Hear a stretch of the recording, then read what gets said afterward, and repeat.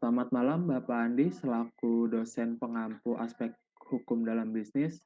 Kami dari kelompok 6 dengan saya, Widi Arya Binowo dengan nomor induk mahasiswa 02300240136. Dan saya Bintang Auriga Prakasa Putra dengan NIM 023002411059. Di sini kami akan membahas tentang hukum jaminan.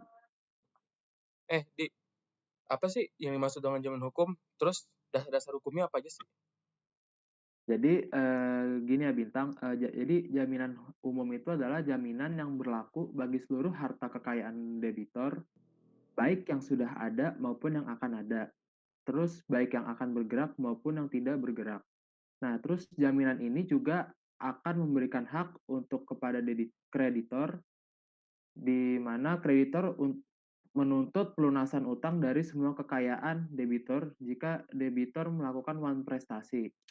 Nah, ini itu tuh udah dibahas ya, udah ada dasar hukumnya, yaitu pertama ada di pasal 1131 KUH Perdata yang berbunyi itu adalah segala kebendaan debitur baik yang ada maupun yang akan ada menjadi jaminan terhadap pelunasan utang.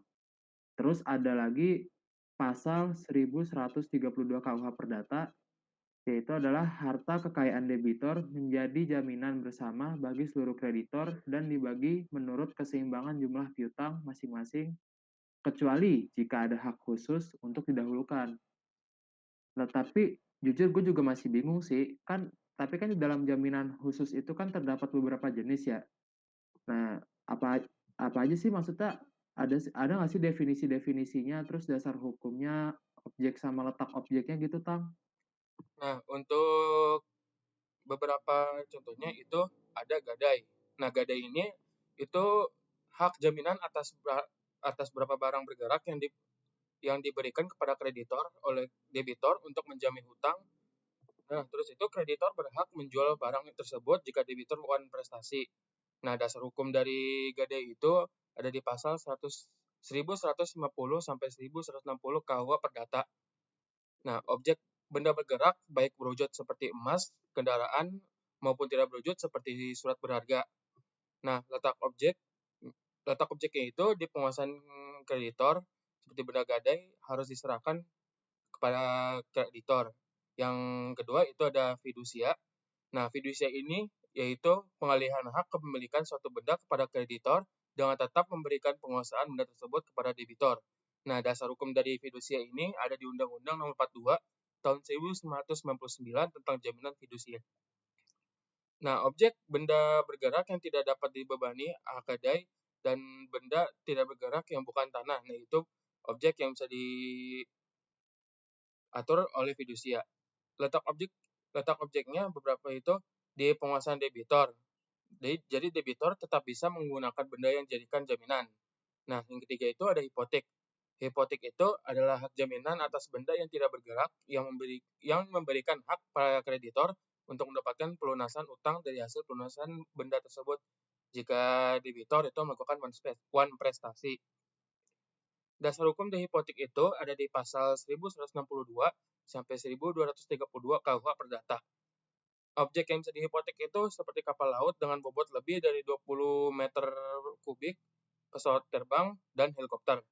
Nah, letak objek dari hipotek itu di penguasaan debitor. Jadi debitor tetap menguasai dan menggunakan objek hipotek. Yang Hmm. keempat itu adalah hak tanggungan. Nah, hak tanggungan itu adalah hak jaminan atas tanah yang memberikan kreditor hak untuk menjual tanah dan bangunan jika debitur melakukan uang prestasi. Dasar hukum hak tanggungan itu ada di Undang-Undang Nomor 4 tahun 1996 tentang hak tanggungan. Objek dari hak tanggungan itu bisa berupa hak atas tanah seperti hak milik, hak guna bangunan, hak guna usaha, hak pakai, dan rumah susun. Letak objek dari hak tanggungan itu ada seperti di penguasaan debitor. Jadi debitor tetap menggunakan tanah atau bangunan tersebut. Yang kelima itu ada resi gudang. Nah, resi gudang ini adalah dokumen yang diterbitkan oleh lembaga gudang seperti bukti kepemilikan atas barang yang disimpan yang dapat dijadikan jaminan utang. Dasar hukum buat resi gudang ini tuh ada di Undang-Undang nomor 9 tahun 2006 tentang sistem resi gudang. Objek barang yang disimpan di gudang seperti hasil pertanian, barang industri, atau komoditas lainnya. Nah, letak objek dari hasil gudang ini itu di penguasaan pihak ketiga atau gudang. Jadi, barang tetap berada di gudang, tetapi resinya bisa dialihkan kepada kreditor. Nah, Hmm. setelah itu mungkin kamu tahu nggak apa yang dimaksud dengan borgok, borgdok?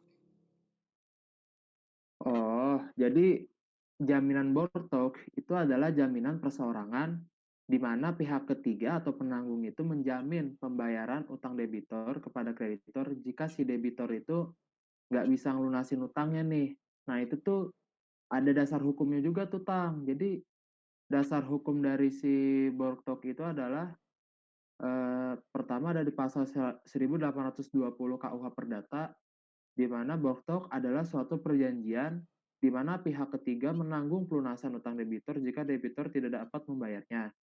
Sama ada pasal 1831 KUH Perdata, di mana penanggung itu dapat meminta agar kreditor terlebih dahulu menyita kekayaan debitor sebelum menagih utang ke dia gitu. Terus, Tang, lu tahu nggak sih apa yang dimaksud sama perjanjian Aceh Soyer tuh? Oh, perjanjian aksesor. Perjanjian aksesor itu perjanjian yang bersifat tambahan dan tidak dapat berdiri sendiri tanpa adanya perjanjian pokok. Jadi perjanjian aksesor ini bergantung pada perjanjian utama seperti utang-utang. Contoh dari perjanjian aksesor ini itu perjanjian gadai, fidusia, hipotek, dan hak tanggungan adalah perjanjian aksesor karena hanya berlaku jika ada perjanjian utang piutang. Nah, jika utang dilunasi, maka jaminan itu ikut dihapus. Dasar hukum dari perjanjian aksesor ini itu ada di pasal 1150 KUH Perdata untuk gadai. Gadai ini kan merupakan janjian tambahan dari perjanjian pokok piutang utang piutang.